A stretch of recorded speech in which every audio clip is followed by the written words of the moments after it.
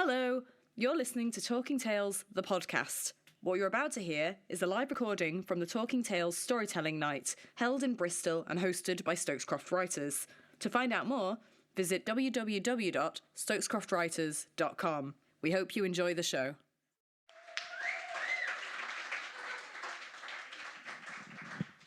Thank you, Christie, and thank you all for coming. Let's do some domestics first to tell you a little bit how the evening runs. If you want to identify a member of Stokes Croft Writers, they'll be the people who've got a drink in their left hand and a drink in their right hand, okay? So they'll be quite obvious as we go through. We've got 9 stories tonight, lots of newbies to Talking Tales, so welcome to you. If you're new to the audience, welcome to you too. We're going to have 5 in the first half, a 20-minute break, and then 4 in the second half. And I think Christie's pretty much covered all the other domestics. We have in our submissions no themes. So tonight, what you get is purely down to the inspiration of the writers. We're going to take you around the world. We're going to take you from life and through life and death. We're going to take you to the post office. And tonight, for the first time, we've also got our first poetry at Talking Tales, so we're delighted with that too. Very glad for those submissions. They'll be really good to hear. I will, just as I introduce every writer, just mention inspiration along the way. Partly because I can, because I'm the host tonight, and partly because storytelling evenings and a lot of the people in this room have certainly inspired me and inspire each other, and I'm absolutely confident that you'll be inspired tonight by what you hear on the set list. And just before we start, I'm going to say, when was the last time you stood in front of a group of people, completely naked and feeling quite vulnerable? Because there is a moment when your readers step off their chairs before they reach this microphone, when that is exactly how they will feel. But they will come and do it anyway. And they will come and do it, and they will warm to you, and you will warm to them. And they will be grateful for your nods and your applause at the end. They will be less grateful for the underwear you throw at them, which has been a problem at these Talking Tales events in the past. But for that split second, that's what reading is like. But it's the best thing ever. So I've read all the stories and know you're going to enjoy them. Please listen well and support all 10 people that we're going to hear from tonight, starting with Simon Toseland. Now, Simon Toseland is an award-winning author, an editor, and a ghostwriter. He is inspired, because I've asked what he's inspired by. He's inspired by a tutor at Bath University, on his creative writing MA, that taught Simon beyond doubt that less is more. So on that note, I'm going to shut up.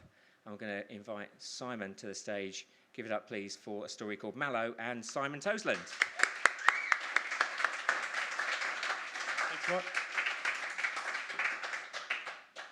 Okay, I won't say much about it. The only thing I'll say about this story is the narrator is a middle-aged Welsh woman, and there's no way I'm doing a Welsh accent, so if you can just bear that in mind while I'm reading it, I'd be grateful.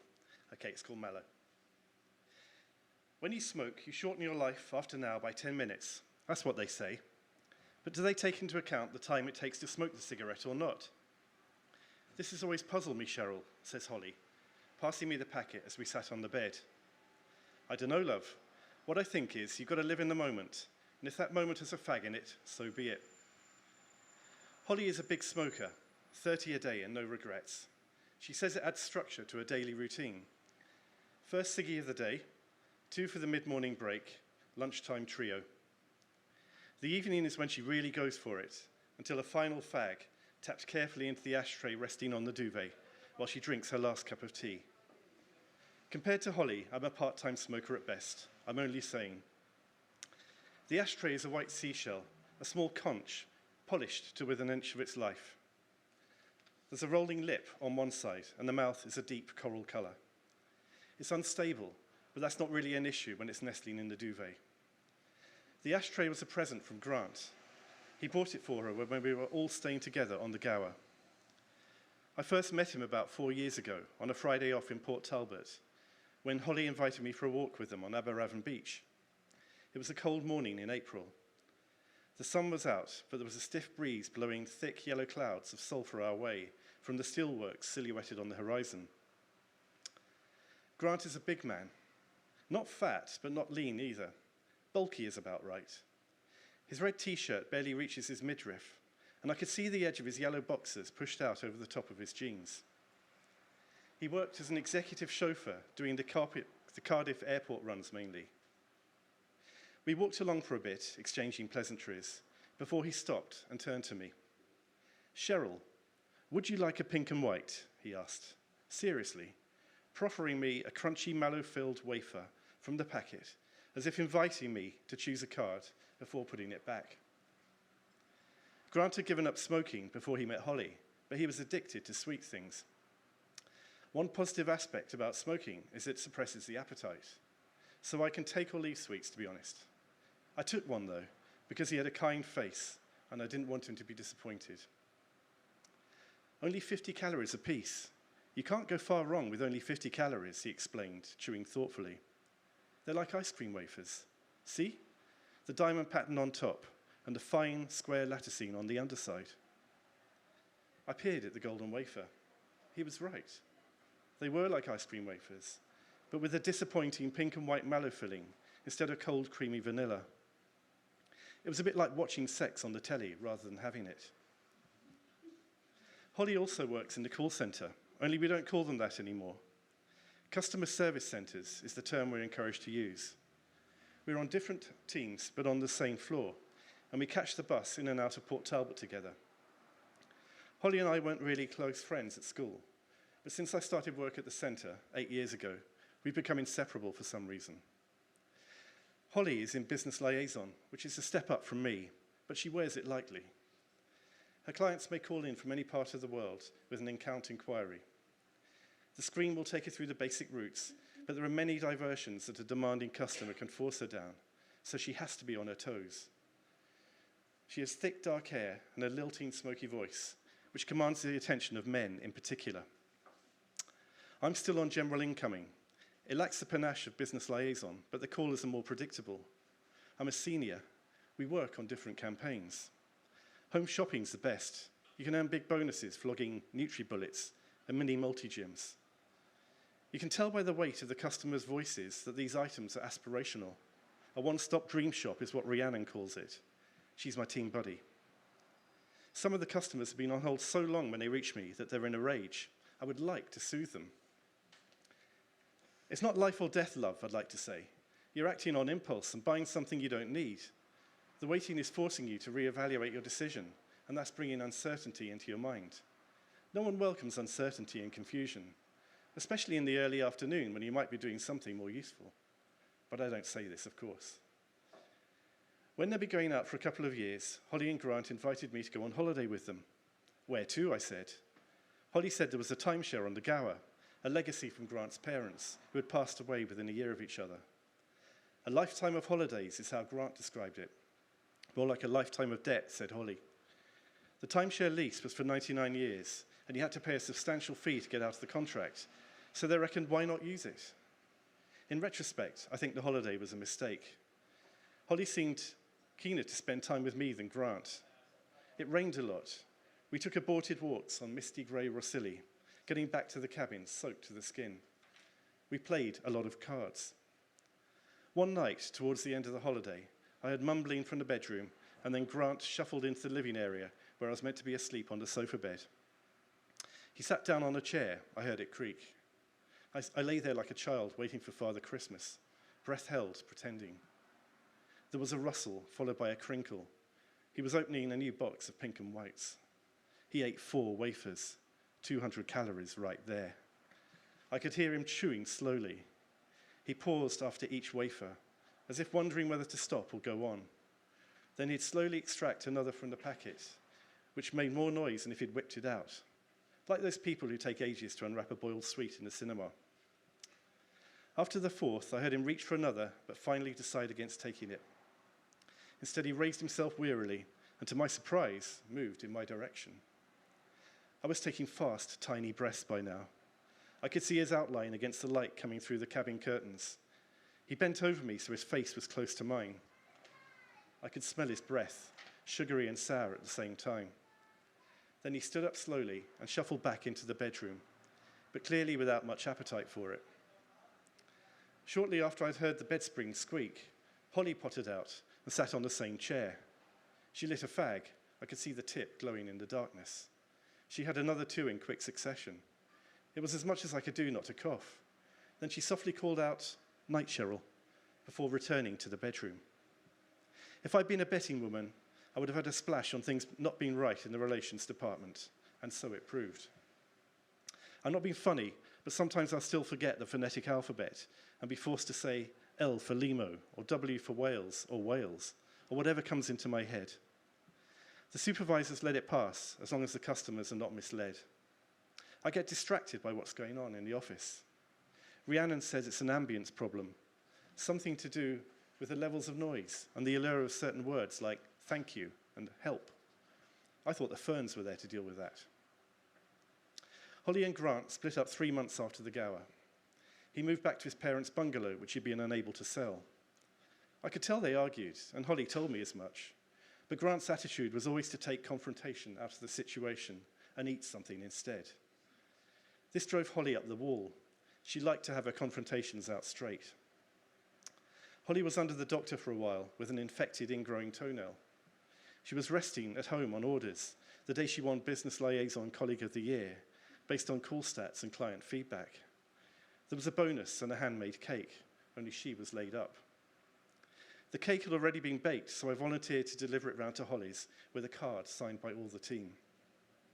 The cake was in the shape of a world map, with telephonic routes to Port Talbot picked out in powder blue icing. The filling was chocolate cream. It was lush. She wasn't there, but Grant was. He had delivered Holly to her mum's that morning. She needed some TLC, he said, and he'd just come back to the flat to put a hoover around, given her incapacity to do so. He offered me a coffee, and I said yes. I wouldn't normally, but I'd given up smoking. I sat next to him on the 2-seater, fidgeting and wanting a cigarette. I feel stupid when I don't smoke, not so bright even when I do, but without the nicotine rush, I feel, well, like one of them trains that crawls along between 2 stops. I told him I'd jacked the fags. I said I was sorry about him and Holly. Grant looked me in the eye, holding a packet of wafers in one hand. The other hand was resting in his lap. "Cheryl," he said in a whisper, "would you have a pink and white? It might help with the craving." "I'll go on then," I replied. "What's the worst that could happen?" As I was saying this, I was conscious of a squirming in my stomach. Without taking his eyes from me, he smoothly opened the packet, leant forward, and pushed a wafer between my barely parted lips, his fingers shaking. I can't lie, it was intensely erotic. Well, one thing led to another, but only the once, I swear it. I've not been able to look at a pink and white since. As I'm telling her this, Holly lights up another fag. The ashtray is brimming over on the gold duvet from our combined efforts. I feel guilty and relieved and nauseated by the smoke, all at the same time. I never suspected, but thank you for telling me, Cheryl. He had a way about him, there's no denying it, but he wasn't focused. What it is, business liaison is a demanding team, and I need a man behind me, a life partner, not a boy with a wafer addiction. It's good to have these things in the open rather than festering. We'll press on, shall we, love? Leave this behind us after now. Yes, Holly, I said, brushing her coal black hair gently back from her forehead with a finger. We'll press on. I take the final cigarette from the pack and place it between my lips. Holly lights it for me. Well, you have to live in the moment, don't you? Thank you.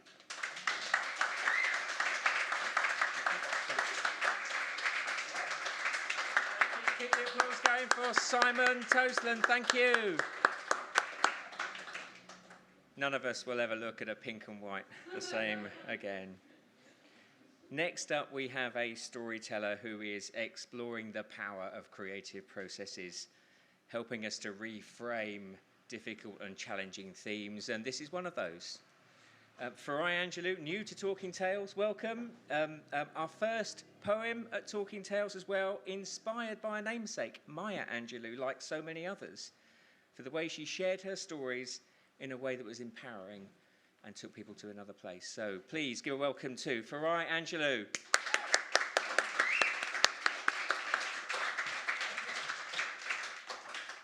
Thank you. I haven't used a microphone before, so I'm a little bit unsure how near and far to stand. Will you tell me if it's a little bit too much or if it's not enough? Tilt it down a bit, thank you. Is that better? About there? Okay. Thanks. A little bit nervous, but I'll be all right. This is a poem called Blood Mama that I wrote. It's about my birth mother who died a long, long time ago. And it's a joyful celebration. It's a poem that's a celebration of the meeting of our two souls. So I want just to remind you, it's a joyful celebration for me. Dear Mama, I've been thinking of you, even though there are light years between us. I see you. You're the star that shines the brightest. You're Jupiter. No, Mercury. No, you're Mars. Mama, I'm sorry it's taken me so long to finally see you. Mama, I made a promise. I promised I'd live my life full of grace, healing, and courage, with forgiveness and compassion for the others and for myself too. Mama, you remember the day I made that promise to you? Oh, forgive me when, as I do, I fall down on my promises, the ones I made to you. Mama,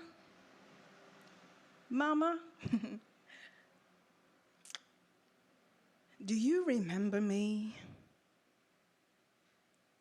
Why is remembering you so hard?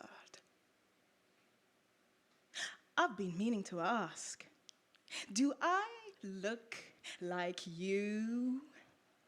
Do I have your hair and your face, your skin, your eyes, your lips and your hips?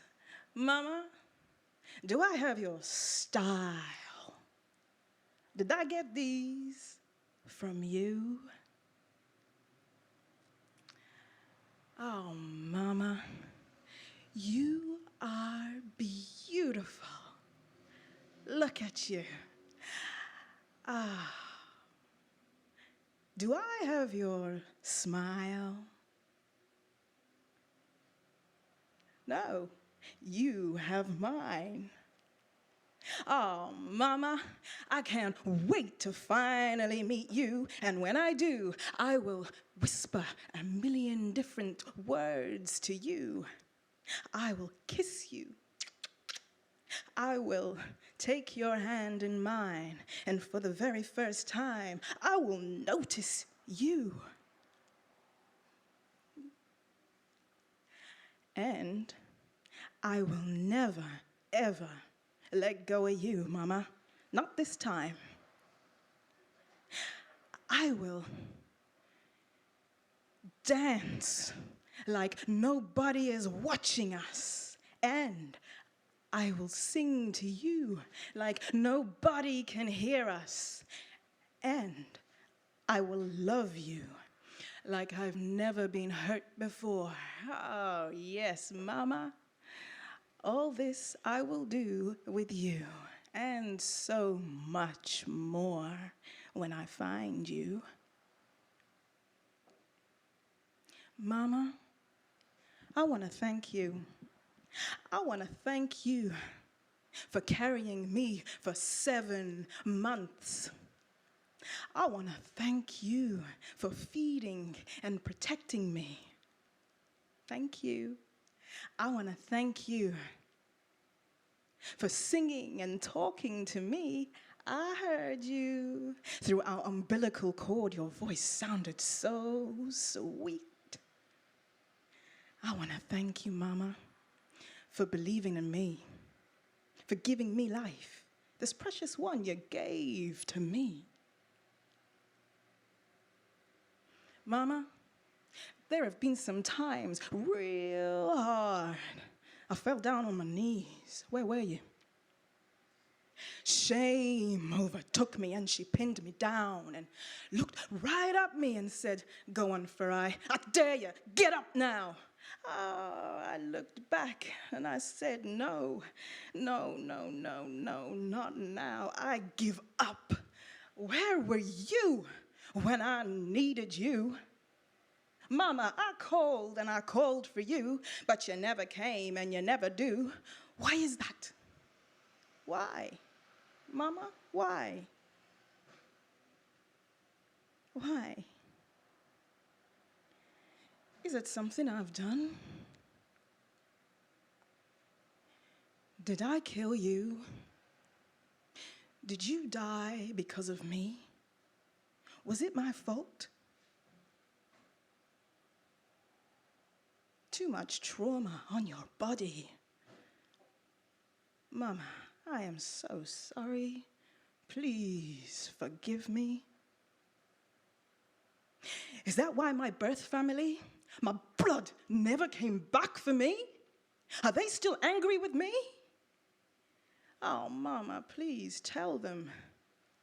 Not a single day goes by when I don't think of them. I pray that they may be blessed with fortune and well-being and protected from the violence and injustice that surrounds them. Mama, please take this message to them.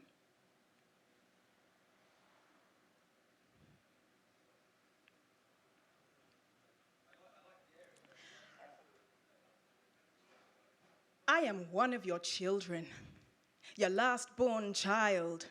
My name is Farai, and I'm 33 years old now and 3/4, and I am your daughter. Hear me now, Mama. I said, I am one of your children, your last-born child. My name is Farai, and I'm 33 years old now and 3/4, and I am your daughter. Yes, Mama, it's true. I know not your other children, my brothers and sisters. We don't know each other, but we sure do know you.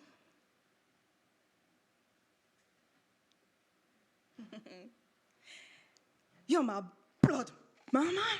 I can feel you coursing through my veins up into my heart. That's where I keep you. I can feel the rhythm of your heart. We are never far apart.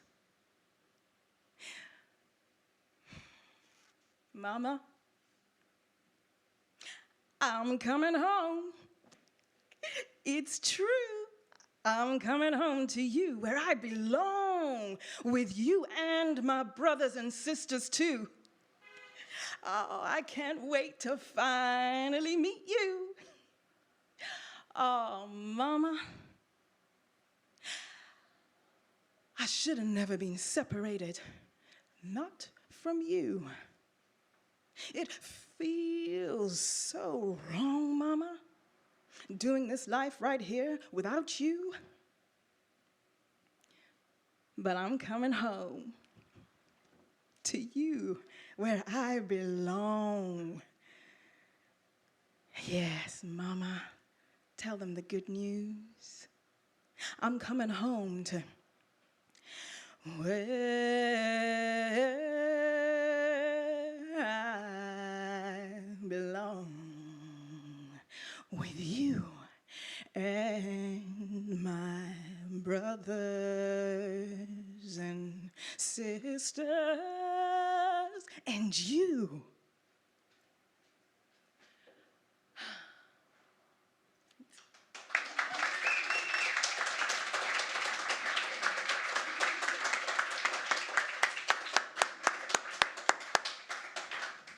Well, what a debut that was at Talking Tales. What a first poem that was. What a celebration that was. Farai, thank you so, so much. Next up, I promised you diversity, didn't I? Next up, we have a story that's going to take us on holiday. from a man who is inspired by life experiences and Benjamin Zephaniah, because they inspire him to re-examine things. And Sean Clarke, who's going to read next, was a rapper and a poet. He's already written a novel and a Kindle ebook. He's got a passion for justice, and he currently writes for the Bristol Cable. So please welcome, with package deal, Sean Clarke.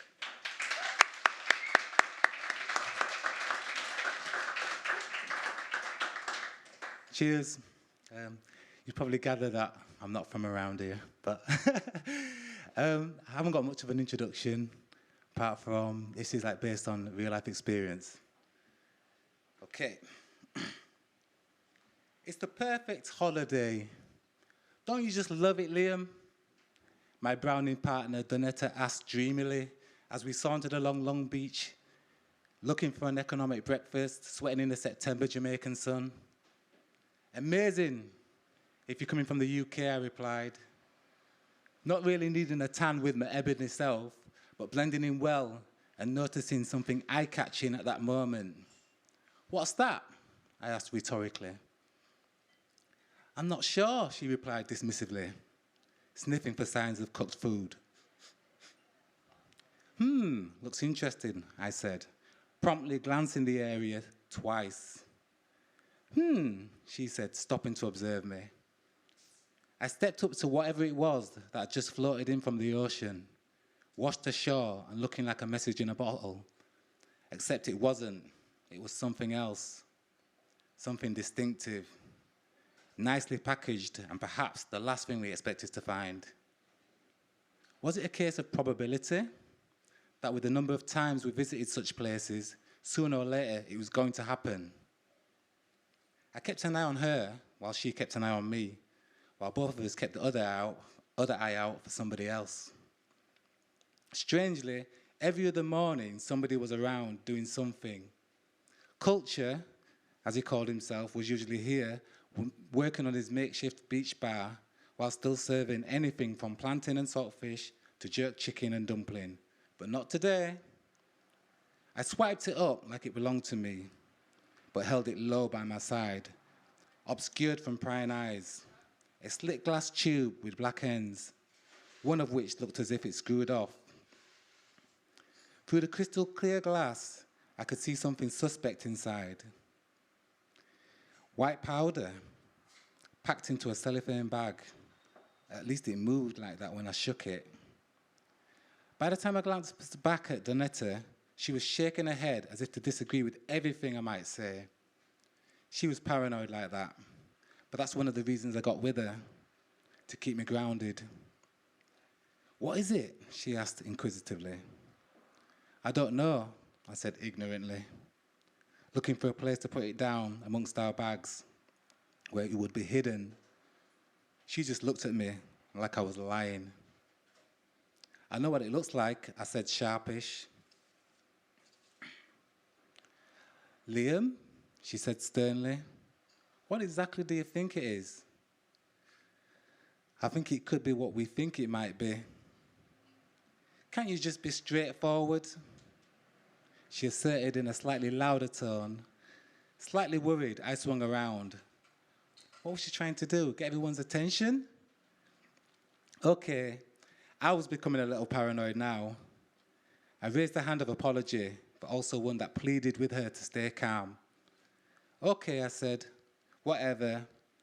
I think it's drugs, white stuff, or something like that. I'm not sure. But that sort of thing is not unheard of.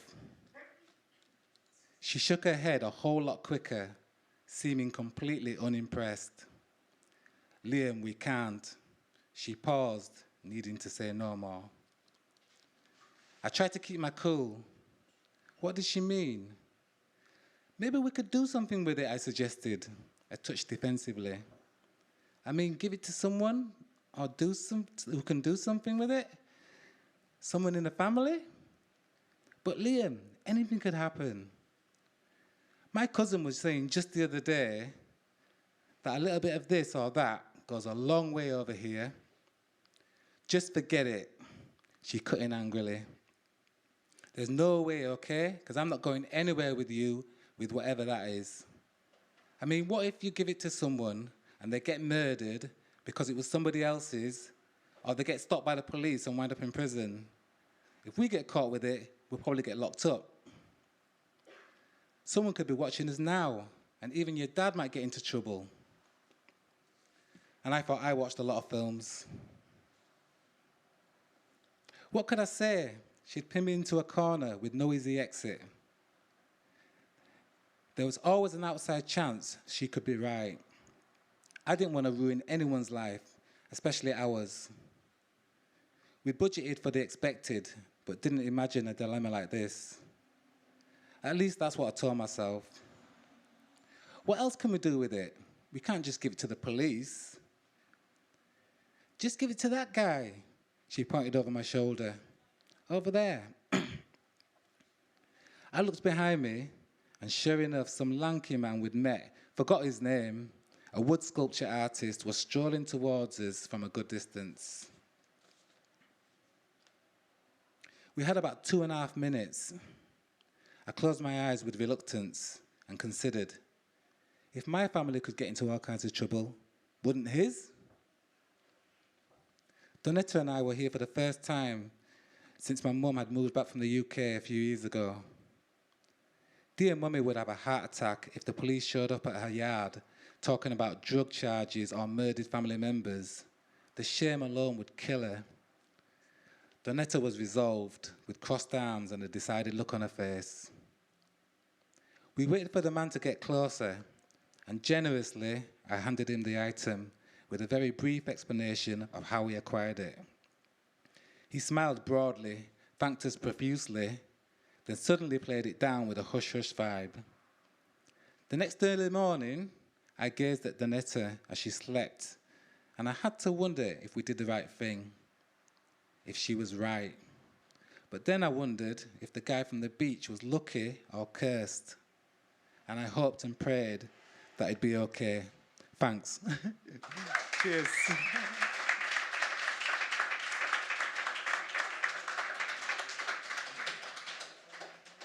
Fantastic. Thanks ever so much, Sean. Really appreciate that. That story really struck with me, and as you go home and think about that story tonight, just ask yourselves the question, if you were on a beach in Jamaica and you found a packet of white powder, what would you do? Next up is Christie Cluett, founding member of Stokes Croft Writers, big light in the organisation of Bristol Festival of Literature, currently having a spat with the co-founder of Stokes Croft Writing, combination of which inspired Beyonce to write the immortal words, "Who runs the world?" Well, it's those two. Christie writes stuff, and sometimes she says it out loud, and Christie is inspired by Beryl, who taught her to laugh at everything, and if you couldn't do that, to stick, it was 2 fingers, wasn't it? Stick 2 fingers up at the world and carry on regardless. So, with just a little outing, please welcome Christie Cluett.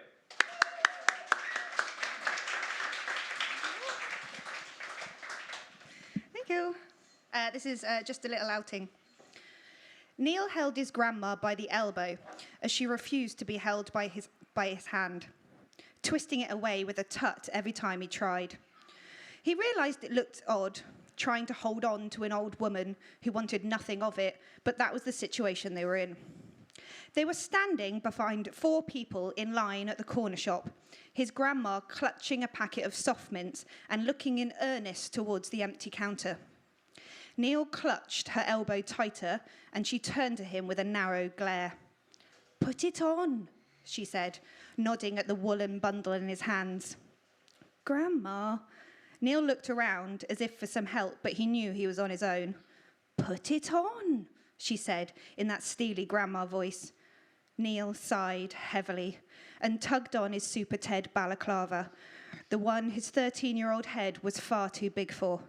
He pulled and stretched until Super Ted had morphed into a huge, distorted version drawn over Neil's forehead. His grandma nodded with satisfaction, only a slight smile escaping her lips before she narrowed her eyebrows and leaned in closer with a conspiratorial whisper. "Go on, then," she said. "What?" "You know very well what. Do it now." "Grandma, There's no one even here to rob, Neil said, trying in vain to get at least one of the balaclava holes over one eye. His grandma sighed, a sigh he recognised. The sigh when he couldn't finish chewing the whole packet of dry Barocca tablets, or at crying during his severe haircut, or when he refused to believe she'd been a German spy. But then she giggled, tugging at one of the balaclava holes. He recognised that laugh too, a laugh when he foamed orange vitamins at the mouth, a laugh calling him a bald little weirdo, a laugh that now he came to think about it would be quite suitable for the Gestapo. She pulled him close and he forgave her everything. Just steal something then, she said. I was just supposed to walk you round the garden, Gran. Oh, shut up, Neil. At the same time, the door to the back room opened slowly with a drawn-out creak. A man appeared behind it, pushing with two hands and his whole emaciated body weight, his head down and breathing through his mouth. He walked painfully slowly to the counter, the line of people listening to his shuffling feet in silence and his slapping palm on the countertop as he went. Here we go, Grandma said. Have you got your weapon? Neil, if you've forgotten a weapon again, I swear I'll not have what happened in the spa shop again. That was simply embarrassing. I know. I bought this, Neil said, holding up his sister's pink toothbrush. His grandma stared at him for a moment, her lips pursed. Excellent idea, Neil, she said, grabbing it from him. We'll turn it into a shank, she said, making happy little stabby motions. And don't breathe a word of this to your mother. Beryl? Said a low, wobbly voice from behind them. Oh, no, Beryl said quietly. Neil turned round to look, or rather tried. He pulled out the balaclava so he could peer down his nose through the eye hole to see an elderly man leaning heavily on a wooden cane, his large glasses magnifying his squinty eyes beneath bushy eyebrows. I bought the potato peeler, Beryl. Will this do as a weapon? The old man asked. Shh, Ken, what are you doing here? Who's this? Neil asked, wanting to dig her in the ribs, but not daring. No one, Beryl said, not looking. But I thought we were, Ken said, making motions with his cane. Who's next? Said the shopkeeper, in a voice that seemed to have started a long time ago. Beryl squeezed Neil's hand as they shuffled forward in the queue. I am, said the middle-aged woman, two in front of them, pulling a canvas shopping trolley behind her. She put her packet of jelly on the counter and pulled out a biro casing sharpened to a wicked point. This is a robbery, she screamed, looking at the queue behind her with a look of triumph. The man behind Neil tutted, removed the forks from beneath his fingers and left the shop with drooped shoulders. Oh, darn it, Beryl said, as the man behind the counter nodded slowly with resignation. Oh, well, we tried, Neil said. Back home for a nice cup of tea, don't you think, Grandma? Beryl gave him a long, hard look. Sometimes, Neil, you can be a right downer. Neil smiled and pulled off his Super Ted balaclava. Outside, Beryl looked around, chewing reflectively on a soft mint. Then she grabbed his hand that held the balaclava. Don't put that away. Son, it's time to redeem yourself. Let's go and rob that spa shop. The pair hurried off down the high street, Neil almost as a run to keep up, while Ken followed slowly behind, the potato peeler still gripped tightly in his hand.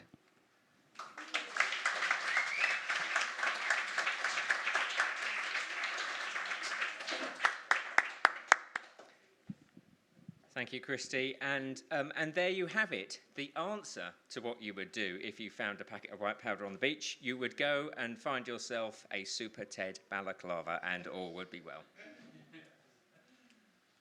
Finally, our fifth of the first half, and a particular welcome because she's come all the way from Southampton to Tamar Hodes, who's going to read us a story called Razor Clams. Now, Tamar, when asked what her one-line intro would be, said, there are different kinds of cruelty, but having read her story, I think there are different kinds of kindness, and sharing the story today is going to be one of those, for sure.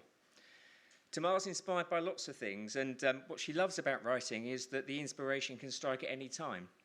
Watching an injured wood pigeon watching the waves, a beauty spot on the girl's face, even being told about somebody's caravanning holiday at the end of the garden. You'll be glad to know Razor Clams is not about that, but inspired by Rick Steen on a cookery programme. Please welcome Tamar Hodes with Razor Clams.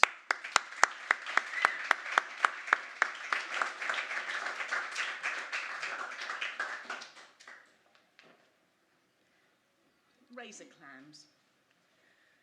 Salt? Zara approaches the crouching figure. Why are you putting salt into those holes? Danny straightens up and faces her. His blonde hair is curled by the breeze, his cheeks pink with healthiness, his eyes bright as the topaz sky which stretches wide above them. Well, he explains, the clams don't like it, so when it's poured in, see what happens. Isn't that a bit cruel? Asks Zara. Danny doesn't answer, is drawn to the freckled face and red curls of the girl beside him, creates more powdered heaps. Behind them, granite and dusty pink houses fringe the harbour. 3 boats with handkerchief sails edge slowly across the water as if slicing it. A gull rents the air with its shriek. Zara watches as green tubes shoot through the salty sand from their ends. White clams snake their limp way out. Danny grabs them, smiling, piles them in his canvas bag and thinks of the chowder they will later become. My name's Danny. I'm Zara, she says. He invites her to the farm on the cliff edge. Pop in, have some clam stew, any time. He lives with Charlie and Baz, he explains, pointing to the house, a tatty wooden structure which looks as if a gust of wind would knock it down. Danny sleeps in a hut, small, teetering on the edge. He stays there rent-free in exchange for helping with the animals. Over the next few weeks, Zara visits regularly. She does not tell her mother, just says she is going to the beach, enjoying the summer before university. Della would not like Danny, nor his lifestyle. A single mother, she has worked hard to protect her daughter. Zara recalls how Della would place her own hand behind the collar of Zara's shirt when attaching a brooch, so that if anyone got spiked by the pin, it would be her, not her daughter. Or when a car suddenly and erratically mounted the curb once, she immediately pushed Zara aside and put herself in the firing line. Luckily, the car only grazed her mother's leg, but protecting Zara was instinctive. One day, Zara cycles to the farm and sees Danny among a group of chickens. He looks shabbier than them, his jeans ripped, his t-shirt stained with shit and blood, as if the farmyard has imprinted itself upon his clothes. By contrast, the poultry's golden feathers seem ordered and combed back, their beaks directing them like compasses around the yard, their clucks so loud they sound orchestrated. Suddenly, Danny grabs a chicken, singling it out. At the edge of the field, he clasps the bird's feet together and dangles it upside down. It squirms, tries to survive. Danny holds his head between 2 fingers and with his thumb under the beak, tilts the bird's head sharply backwards. The chicken struggles, squawks in pain. Feathers fly off, floating to the dusty ground. To Zara's horror, Danny snaps the bird's head, dislocating it. She hears the click, like the cracking of a branch. The bird is not instantly still. It twitches, fidgets, as if determined to cling to the life it has already lost. Danny swings it like a bottle, hangs it upside down on a line, and returns calmly to kill another one. Zara turns away. Sickened by what she has seen, she cycles to the shore, where she washes her already clean hands and tries to clear Danny's blood from her face.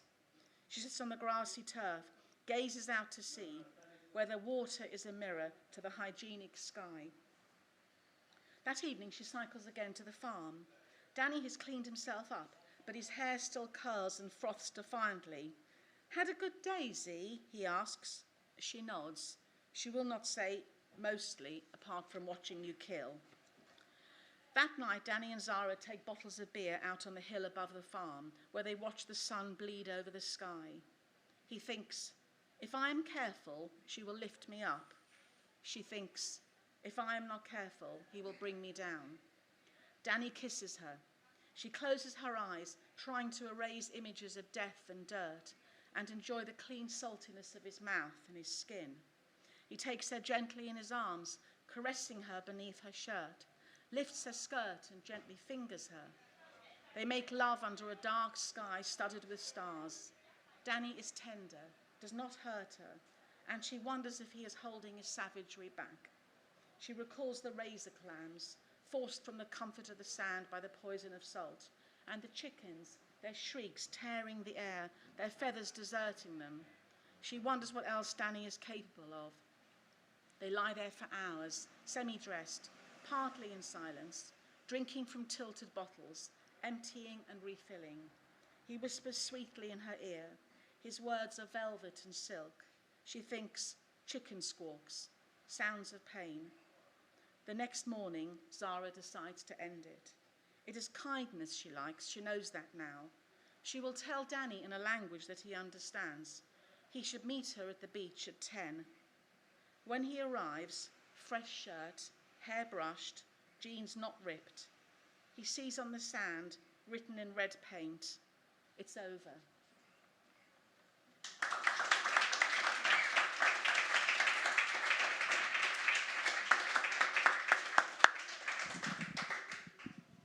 Tamar, thank you so much. Thanks for coming all that way. And that was it, the first half. I promised you lots of locations, lots of fantastic stories. And we come close to the break now, where by all means get some liquid refreshment and come back for the second half.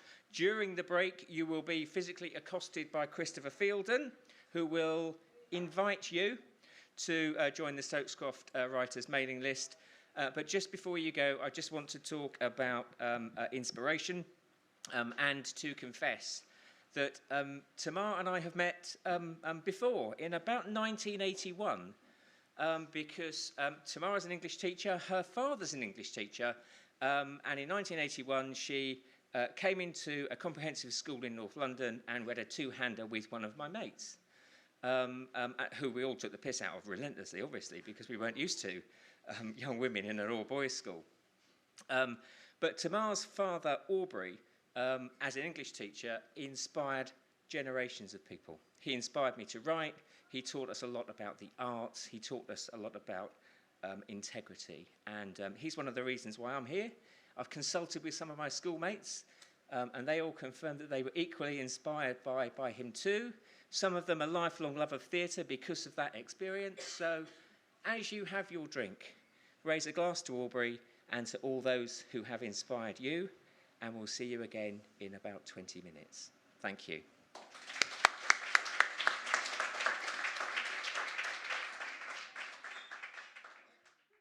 I'll just take this juncture because the music has stopped and say thank you to Left Bank for having us here. They're brilliant supporters of Talking Tales. Thank you for Tom and the whole crew.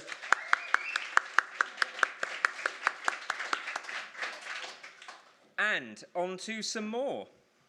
Second half, 4 stories. The next one from Leah Eades, another member of Stokes Croft Writers, long-time member of the group, and sadly, I need an R in just a moment. Sadly, Leah, this will be Leah's last Talking Tales for a while because she's leaving for the big smoke.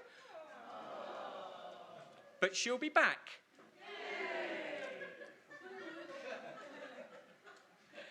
And much loved and much missed will Leah be. And her inspiration draws significantly from her angry-looking but actually very lovely cat. And I would just like to share in a moment of irony, Leah makes the best pancakes I have ever tasted. And her story tonight is called The Weight Watchers. So please welcome Leah Eades.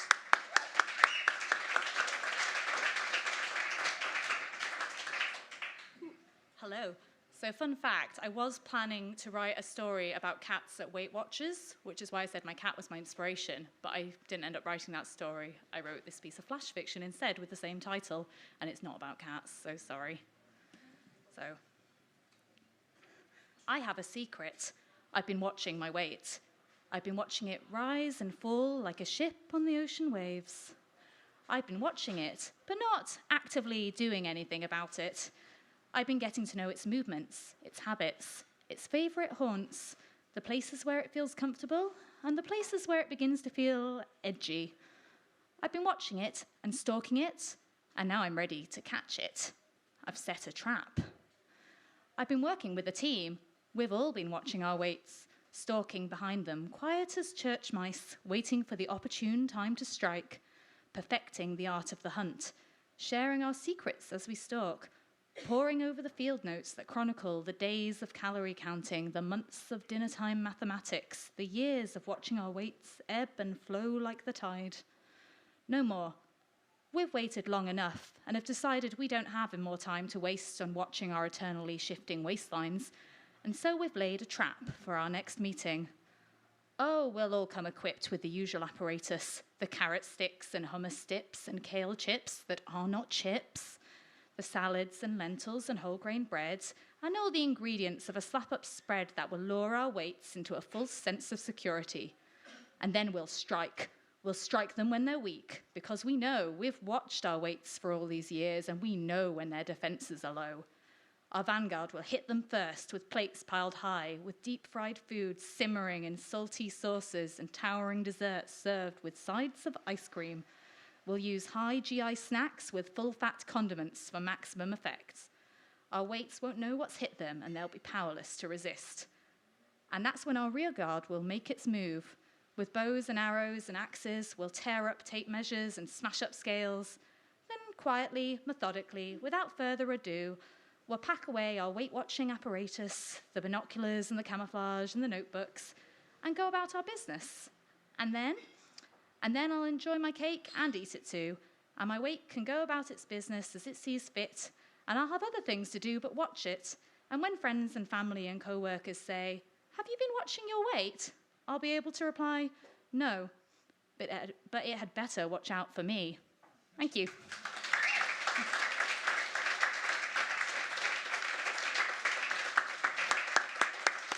Thank you, Leah. Until we see you again on these shores, have fun in London. Thank you. If we were issuing awards for tonight, the award for the most patient submission would go to our next reader, Ciaran Fagan. Ciaran submitted quite a time ago in between Talking Tales. We've just come back from Bath, and he's waited all this time for his story to be read and chosen, and a great story it is too. By way of inspiration, Ciaran's inspired by Jeff Mangum, an all-round inspiration he cites to friends quite often as an artist and a person, and how he relates the two. So please welcome, with a short story about Hiroshima, Ciaran Fagan. Thank you.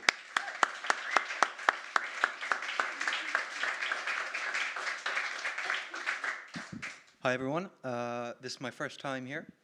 It's actually my first short story ever, so sorry about that.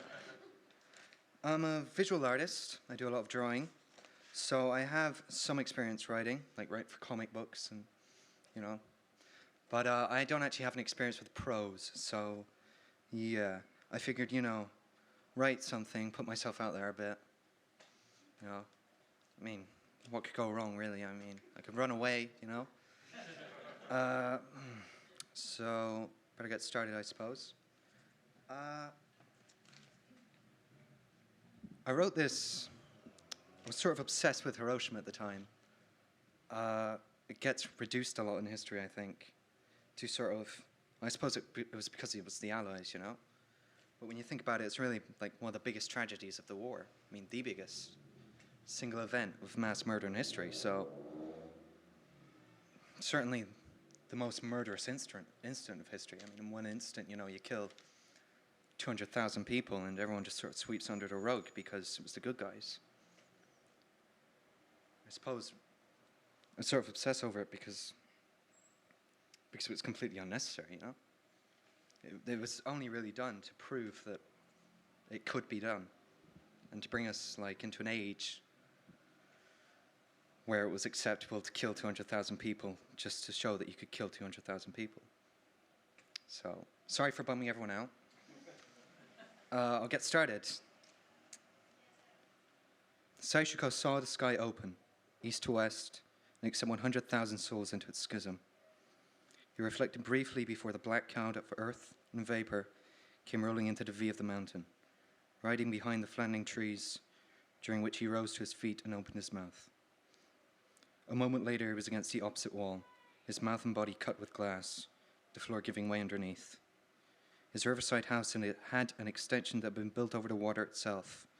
It was this platform that collapsed underneath Saichiko, dropping him into the water below. Saichiko was tossed and turned by the current, first up, then down. He was eventually expelled from the water and pushed onto the bank. His body was sticky with mud and sludge, and it was some time before he could breathe.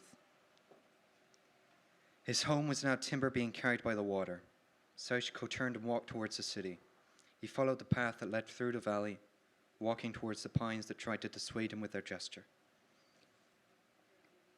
The path he walked had been swept clean by the heat of wave and pressure, or by the wave of heat and pressure. The ground was smooth and new, and covered in the dry remains of plants that had been uprooted. His feet raised small clouds of dust, as if this were a place of calm, and he were the first to disturb it. It was a 2-mile walk into the city. At about 2/3 of the way, Saichiko met a creature. It was black from head to toe, and though it stood upright on legs that supported a torso with limbs and a bulb at the top, it could not be called a person. It had no face, no eyes or nose or ears or lips. Its lower jaw shook with its shambles. Saichiko stood for a moment in fear. A few moments passed before his rational aspect could override the visual information he was receiving, and he could believe that what he saw was human. He approached it but didn't touch it. Standing in front of it, he asked it if it was okay, but the thing did not understand him. It dragged itself forward, slowly, jauntily, and pressed itself into Saichiko, but didn't let up the automatic motor commands that allowed it to move. It simply began to howl, low at first, then building. The thing had lost the capacity for expression of anything but pain. Saichiko began to speak, and he grabbed the creature. He noticed that over its black skin were the black remains of a cotton shirt. Grabbing the thing from the shirt, he thrust it off himself, shouting at it. The thing only screamed in reply. Saichiko was frightened and disgusted. He felt as though he had fallen through a reflection into a world where men didn't exist. The black horror was on the ground now, and clearly in pain. Saichiko felt no sympathy for it, and it was glad when its cry started to die out. Its disgusting wriggling ceased.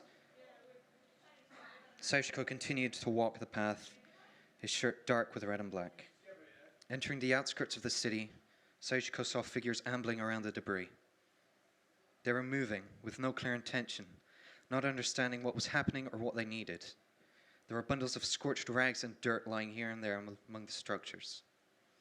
Some were still moving, mouthing pleas or simply letting those around them know that they were alive to some extent. Among the walking were soldiers who had been shielded from the fire in their barracks. Each carried a flask of water on his hip. The forms on the ground were begging for a taste, rasping as if they weren't in the habit of speaking. The soldiers ignored them. Saichiko knew this was because the soldiers had been instructed not to give water to burn victims. He could not feel sympathy for these dying things. The water would only have killed them faster. Further towards the center of the city, Saichiko saw buildings that were still alight, and many people that were burning. Soon he thought there would be none alive, and only the silent walking would be left. On the porch of one building, he saw a woman sitting in a blanket. From the burning house behind her, he could hear the cries of a young girl screaming for her mother. He turned towards the woman and looked at her face.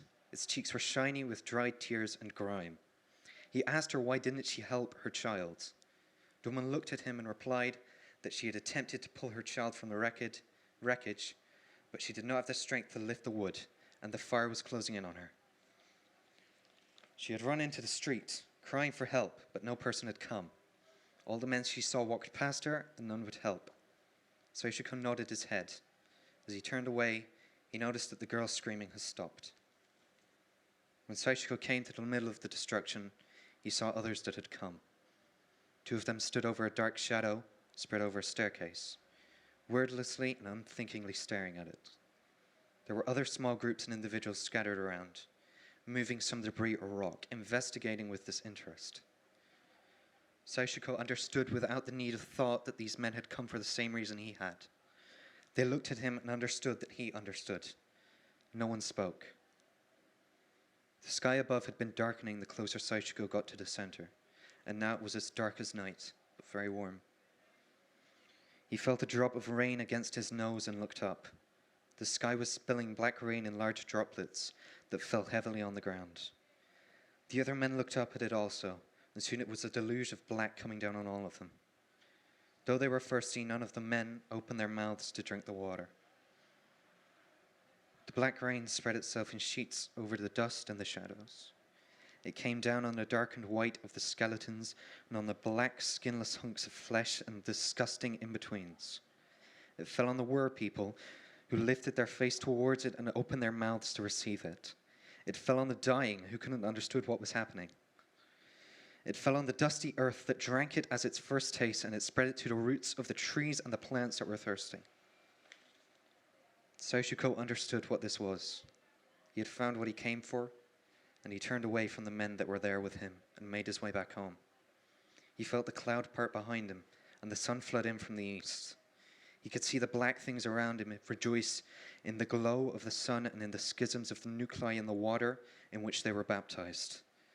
The first of the new human race ointed themselves in martyrdom, 100,000 strong, and spread their understanding to the world.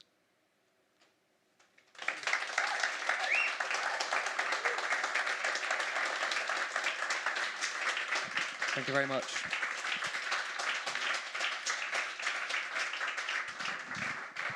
What a fantastic job, Ciaran. Thank you so much. We have all been reminded of Hiroshima. Let's be reminded that was Ciaran's first story and Ciaran's first performance. Well done, indeed.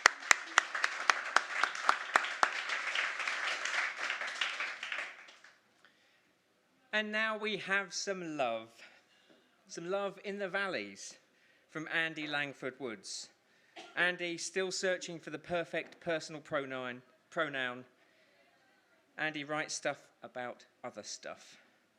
And in terms of inspiration, Andi's inspired by those who make life better for others, by friends, by a sense of justice, and this is where Andi and I, it turns out, share DNA. She is inspired by Ian Dury and the Blockheads. So please welcome, with love in the valleys, Andi Langford-Woods.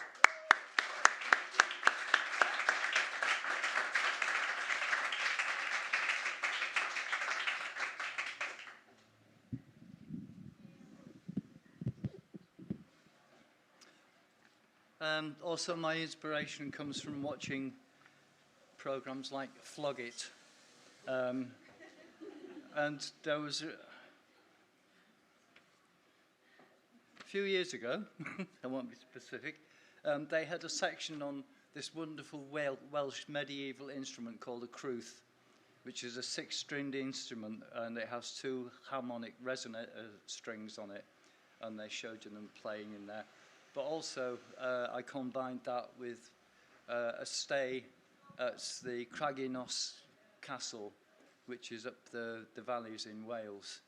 And I kind of turned it into a poem or a story, whatever. It's, too long for a poem. It's called Love in the Valleys. His grandma on his father's side had been the first to see it. "He's got the fire of the valleys in him," she had murmured as he suckled at his mother's breast. Grandma was a church-going widow these last 15 years since her dear Llewellyn passed away. Now she only dreamed of the wild boy who read her stories of princesses, pirates, treasure islands, and stole her heart in Ward 6 of the Craggynos Tuberculosis Hospital in 47. He'd read well for a miner's son, filling her mind with visions beyond the slag heap horizons, tepid tin baths and nights punctured by the reaching coughs of 100 children. He spun tales of grand masquerades held in the castle theatre, Dukes and duchesses arriving in coaches drawn by sweat-glistened horses steaming from their hall at the valley through Ostragunlice. One night he had led her like two poachers, tiptoeing silently past the snoring night sister across the eerie courtyard to a shadowed door that led to the belly of the theatre, a replica of La Scala in Milan, commissioned and built some 70 years before. Climbing the backstage stairs, she gazed in wonder at the huge scenic backdrops. Running her fingers over the lush velvet curtains, her reverie took her away from the daily medicines, stewed cabbage, and icy winter air treatments on the balconies. She imagined she was the diva, back from a performance, stepping from her private carriage onto the platform at Penville Station, greeted by her chauffeur, immaculate in castle uniform, with the finest automobiles in Wales. The day Llewellyn left, determined 12-year-old in the midst of starch sheets, syringes, antiseptic clouds of nurses, she clasped the violets he had brought her from the banks of the Towie. "I'll me not going down the pit," he whispered as he brazenly kissed her goodbye. It was another decade before they met again, a minor social in Neath. She, a fresh-faced student nurse, he, a snake-hipped, wild-eyed gypsy boy, driving buses through the smog of Port Talbot and Ogmore Valley, making music when free from duty, learning old Welsh legends, ancient tunes. They married the next year, a local scandal. The wild musician, the church organist, pregnant, a small bouquet of violets, the registry office. They were the talk of the village with their irreverent ways, the stream of unkempt minstrels coming and going, sending discordant screeches of vintage crwth and fiddles late into the night. Whoosh, "However does that baby sleep?" was often heard in the local slop, though their love was never acknowledged. Her gypsy died one January night, an icy bend, a worn-out tyre giving out on the sharp gravel scattered by well-meaning volley folk. Shards of bone, metal and instruments, tinsel in the ambulance headlights. The church opened their arms and welcomed her back. She played the organ once again, and on her grandson's 10th birthday, she presented him with the only intact remnant of that fateful night, her beloved's crwth. "He still had the fire of the valleys in him. Now play, my son, play for me." Thank you.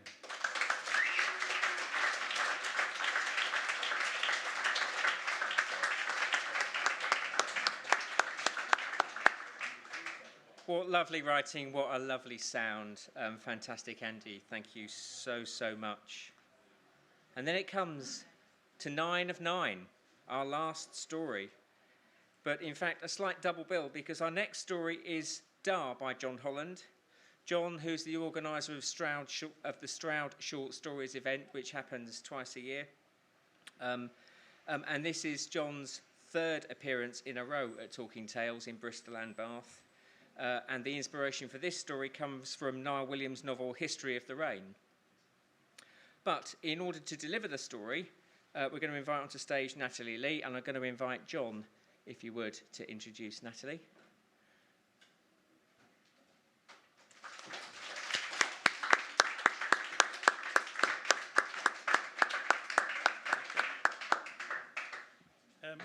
Can I just thank Mark for doing a fantastic job this evening? Can I thank Stokes Croft Writers for being wonderful?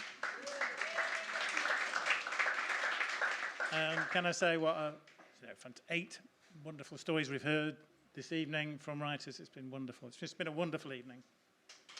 Thank you. My little story, Dar, I wrote a few months ago, and I wrote it in the voice of an Irish woman, which came naturally to me, as you can imagine.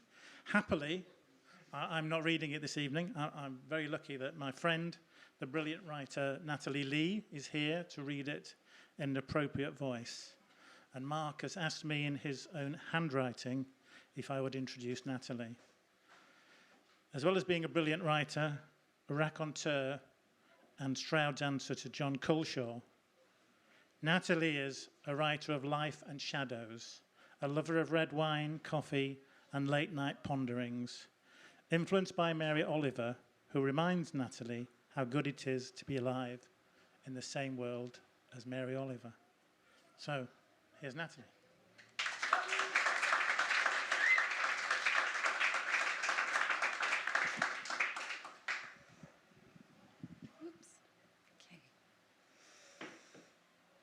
Da.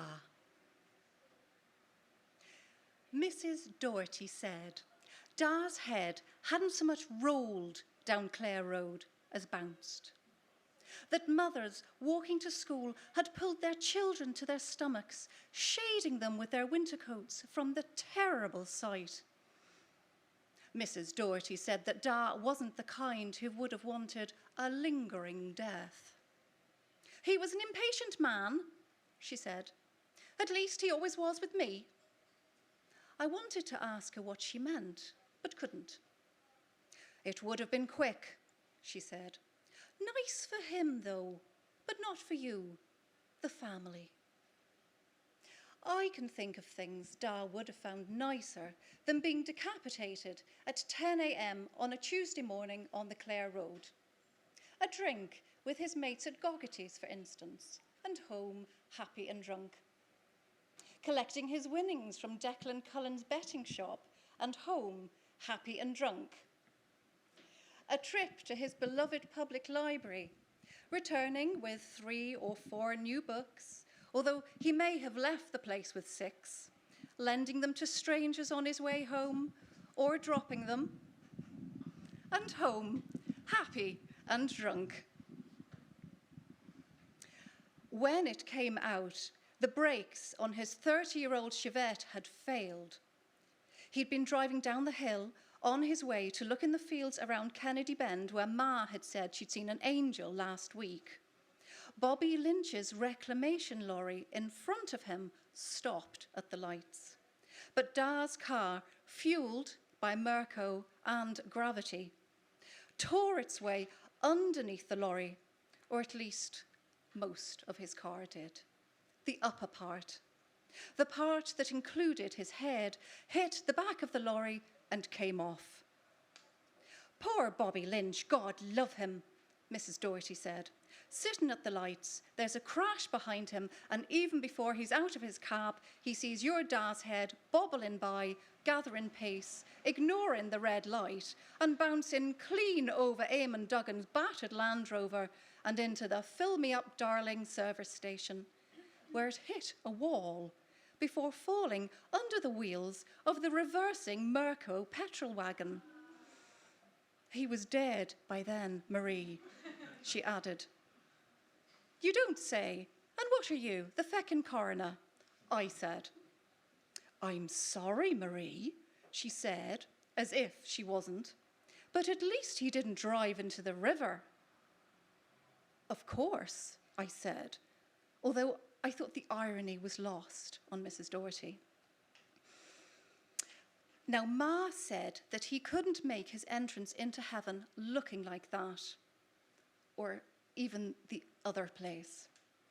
She insisted on laying him out in his coffin in the parlour before the funeral. Now, this put some pressure on smiling Mr. Carty of Carty's funeral parlour, but he was a man up to the job. The human head is like a football, he explained. We put duct tape over your late father's mouth and one nostril, then use a tube in his other nostril and a foot pump. You know, the type you use for pumping up a football or a lilo, to force in the air. His poor squashed head will inflate, and of course some residual air will be emitted from his ears and in your father's case, from his open neck. The results were extraordinary. Granted, laid out in Mr. Carty's Trinity solid oak coffin, with the head of Mary carved into the side panels, with brass clasps and handles, his head and body swathed in white satin, dressed in his Sunday blue suit from Ryan the tailor's. He didn't look like Da, but he did look like he'd once been human, almost human anyway.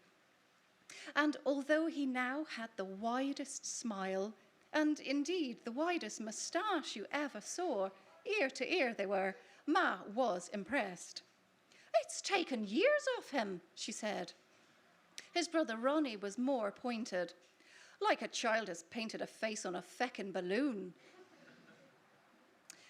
It wasn't easy to lean into the coffin to kiss him. He was cold, as I imagined he would be. And after, when I looked in the mirror, it was as if I had been having an affair with Boy George. Or was Boy George. There was so much of Da's makeup on my face and so much less on his. I carefully painted him with my Revlon. And to be fair to Mr. Carty, he came round each of the 3 days that Da was in the parlour to touch him up. He had also dressed Da in a brand new high-collared white shirt to hide what he described as the rather heavy stitching used to reattach his head. Ronnie's children, John Joe, Jojo, and Ken, my cousins, feckless young men all, were, like their father, less complimentary about Da's appearance. "The face of a bloated clown and the body of Harry Hill," one of them said. It was after their second visit, when they left the house sniggering behind their hands, that I noticed a line of 5 ballpoint pens in Da's top pocket. I left them there. Da would have seen the joke, grinned his broad mustachioed grin, and rubbed his comfortable cardigan stomach. When Ma woke from her afternoon sleep, she called out, "What's that noise? Is it heavy breathing? Do you have a man in your room, Marie? Again." "Mr. Carty says Dad's head is deflating, so he's repumping it," I told her. "Is this a dream?" she asked. Standing in the parlour with perspiration from his pumping, smiling Mr. Carty explained to us how the formaldehyde was preserving Da. Uncle Ronnie said we should insert Da in the fish tank, claim he was an installation by Damien Hirst, and put him up for auction.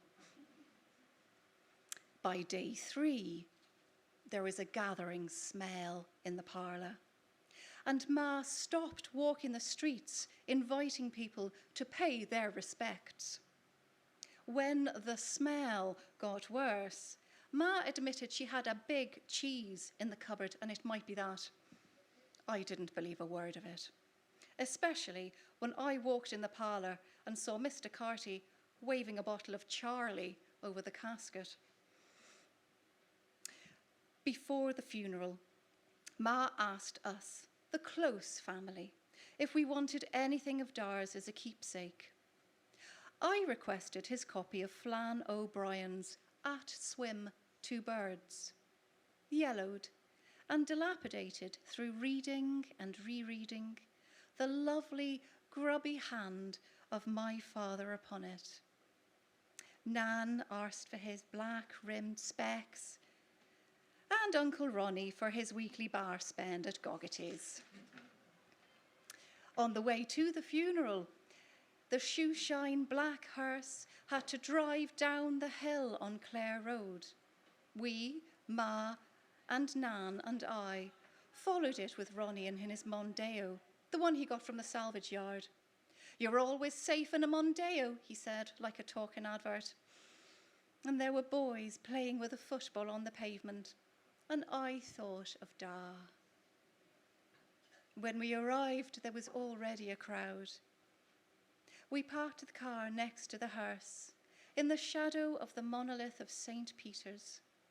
The dark, lopsided stones of the church graveyard looked like big versions of Nan's teeth. But the day itself was brash blue. I could feel everyone's eyes on us, measuring our grief. But when I looked back, they turned away. It seemed that the whole town was there, dressed in black or navy, having skipped lunch in the hope of an invitation to the wake at the Silver Shamrock Hotel. I had to take Nan's arm and lead her towards the church.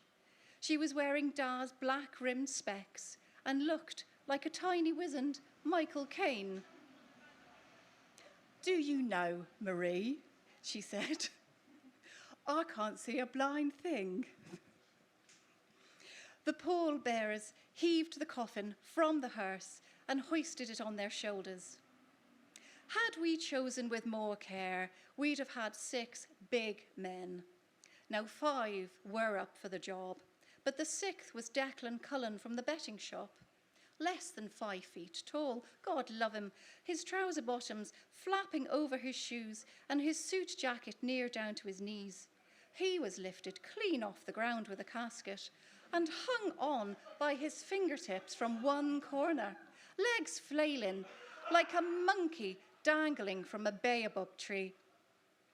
It was either a stiffener before he left the bar, or the combined weight of Da and Declan that made Goggety's Killian Clooney, sweating like a heavyweight boxer, stumble on the rough ground outside the church.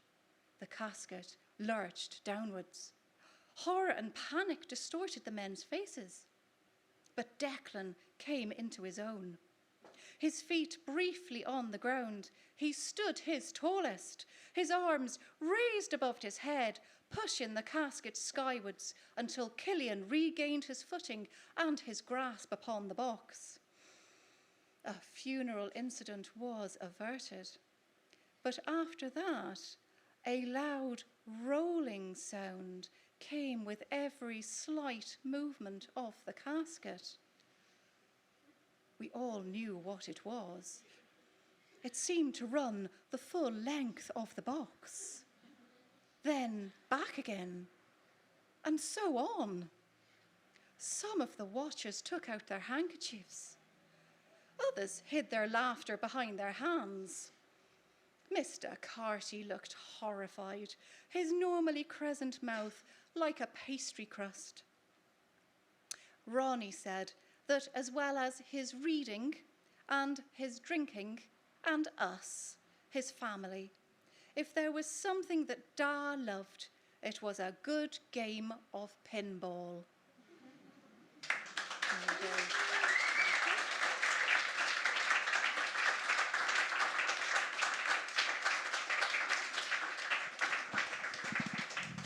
What a fantastic way to finish with a great story and a great performance. Natalie and John, thank you so, so much. So just to finish off, I've just got a list of promises. I think we promised that we would showcase talent from Bristol and beyond. I think I promised that we would take you around the world. I think I promised prose and poetry, and we've had some fantastic writing and some brilliant performance. But most of all, I think I promised inspiration, and I think that we'd be inspired by the talent in this room. So please, for one last time, can we just put our hands together for all the writers and performers tonight?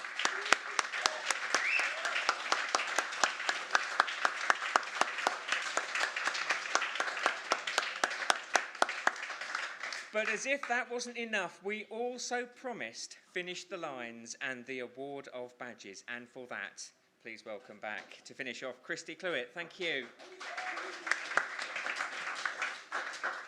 Hello. Okay, so the tables have turned. Stokes Croft Writers, through their drunken stupor, have managed to pick a winner. So just to remind ourselves what we're competing for, is they're going to be fighting in the street for them. The only thing to survive an apocalypse, a Talking Tales badge. All right, yeah, it's going to be good.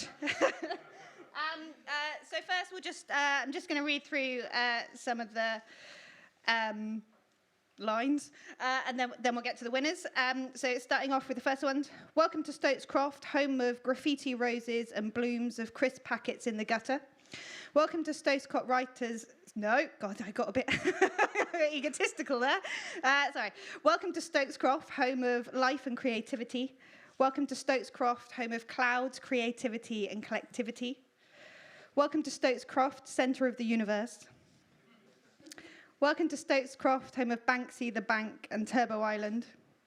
Welcome to Stokes Croft, home of the Left Bank, only written by the bar staff. No, I'm joking. On to number twos. Hold on. You're pretty much the only thing that makes me want to dance in the rain and catch bubbles. You are pretty much the only thing that makes me want to laugh and cry and live.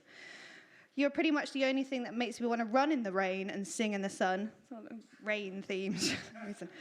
Number three, Ciaran was doing her face with magic marker because it made no difference what she used. Harsh. Ciaran was doing her face with magic marker because the tattooist had banned her. Ciaran was doing her face with magic marker because she was pissed as a fart and thought it was eyeliner. Okay, right, now to the winners. Right, number ones. So number ones, in third place, welcome to Stokes Croft, home of only the bravest snails. Yeah, nice. Welcome to Stokes Croft, home of vegan cupcakes and anarchy. Second. And in first place, if you want to make yourself known, you can, and we'll give you a badge. If not, you can just come up afterwards. Welcome to Stokes Croft, home of pseudo-socialists who play the guitar badly and nitrous oxide-breathing posh zombies who think they're roughing it. Oh, yeah, and some great writers. John again. We'll pretend John hasn't won 3 times. On to number 2. So in third place, you are pretty... Oh, no, joint third place. There's joint third place. You are pretty much the only thing that makes me want to kill myself. And you are pretty much the only thing that makes me want to claw my own eyes out. Joint third. Way.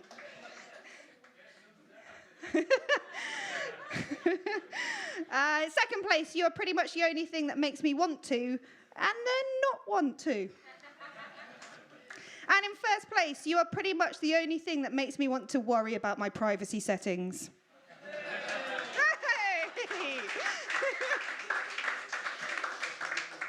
Okay, and for the number 3s, this is a special mention. Ciaran was doing her face with marker because she's worth it. Nice. In third place, Ciaran was doing her face with magic marker because she was really hoping to impress that interviewing panel. In second place, Ciaran was doing her face with magic marker because she had run out of cake mix. And in first place, Ciaran was doing her face with magic marker because she had been born with absolutely no features and people found her blank face quite unnerving.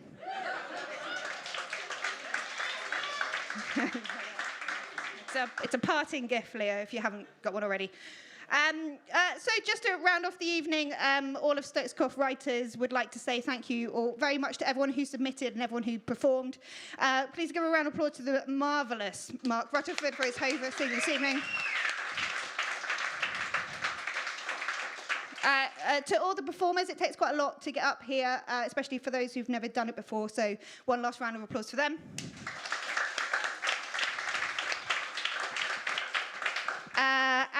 And to the wonderful Tom and crew from the Left Bank for hosting us, because they love it so much. Thank you very much. We are back in October as part of the opening of the Bristol Festival of Literature. It's the 22nd of October back here at the Left Bank. So if you'd like to submit or if you'd like to just come as the audience, that would be fabulous. Thank you all for coming.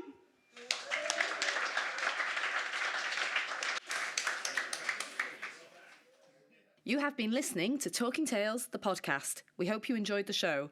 If you'd like to tell us what you thought, are interested in performing at an upcoming event, or just want to know when the next event will be held, visit www.stokescroftwriters.com or look up Stokes Croft Writers on Facebook or Twitter. Talking Tales is a bi-monthly event held in Bristol, UK. It is organised by Stokes Croft Writers and hosted at the Left Bank on Stokes Croft. Thanks for listening.